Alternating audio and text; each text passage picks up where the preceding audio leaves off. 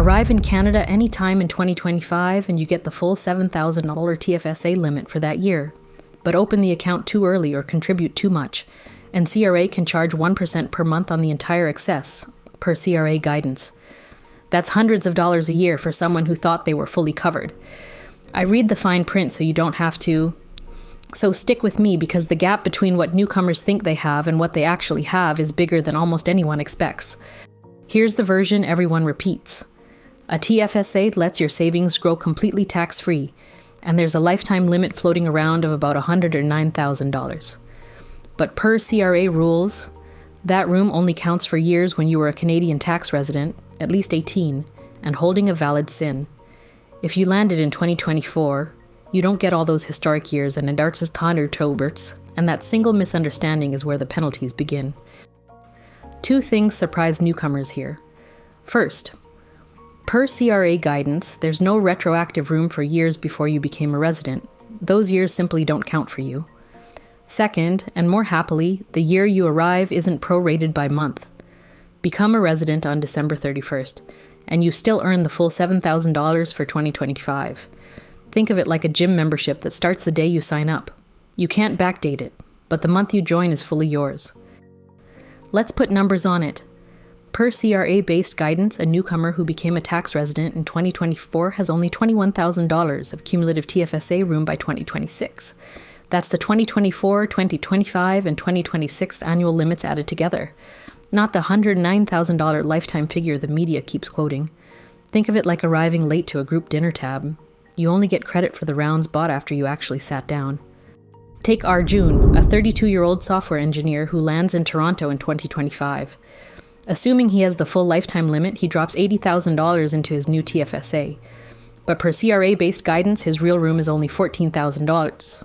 2 years at $7,000 each, so he's over by $66,000. Think of it like pouring $80,000 of water into a $14,000 bucket. The overflow doesn't disappear, it becomes something CRA charges him for. Now, the sting. Per CRA rules, the penalty is 1% per month on your highest excess balance, charged every month until the excess is gone. On Arjun's $66,000 overcontribution, that's $660 every month, nearly $7,120 a year.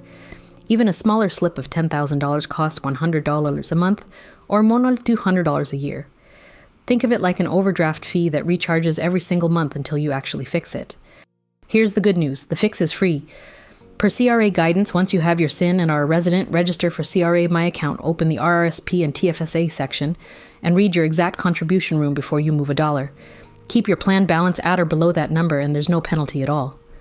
Think of it like checking the fuel gauge before a long drive. 30 seconds that saves you from being stranded. If this is useful, subscribe. The next breakdown is already coming. Before I get to the last part, which is the most counterintuitive piece of this, there's a second gap almost no newcomer checks. Per CDIC, deposit insurance covers eligible cash deposits only up to $100,000 per insured category per member institution, and that includes TFSA deposits. Being inside a tax-free account does not mean the government backs unlimited cash. Think of it like a safety net that only stretches so wide. Arjun makes exactly this mistake. He wires $120,000 into a TFSA savings deposit at one bank, believing TFSA status makes all of it government protected. But per CDIC, only $100,000 is covered per category per institution, so $20,000 sits uninsured if that bank fails. Splitting it, say $60,000 at Bank A and $60,000 at Bank B, would have protected the whole amount. Think of it like a safe rated for less than the valuables you've stuffed inside it. And here's the most counterintuitive piece I promised. Per CIPF, investor protection generally covers up to $1,000 per account category per member firm. But at some brokers, your TFSA is bundled with your non-registered account into one general category. So if that grows to $1.2 million, about $200,000 sits outside coverage. The workaround, an RRSP can be a separate category with its own $1,000 limit, giving Arjun up to $2 million of potential protection. Think of it like holding two separate policies instead of one. Put together, per the modeling in the brief, Arjun's penalties alone reach $11,180 over 18 months, and the foregone tax-free growth on poorly protected cash pushes his total lifetime cost toward $80,000 to $100,000. The frustrating part is that every dollar of it was avoidable.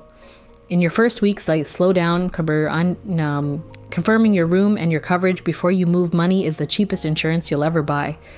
Whatever stage you're at, 3 moves cover you. 1. Confirm your official TFSA room in CRA My Account before you contribute a cent. 2. Per CDIC, keep no single deposit category above $100,000 at any one bank, split across institutions if needed. 3. Ask your broker how your TFSA, RRSP, and non-registered accounts are grouped for CIPF coverage, and spread balances so no category tops $1,000. Think of it like a pre-flight checklist that turns a risky first year into a boring, safe one. The coverage gap catches thousands of newcomers every year, and now you know exactly how to close it before your card even arrives. Next, I'm breaking down how RRSP contribution room works for newcomers, and the one deadline that quietly wastes thousands. If you want to catch that, subscribe so you don't miss it.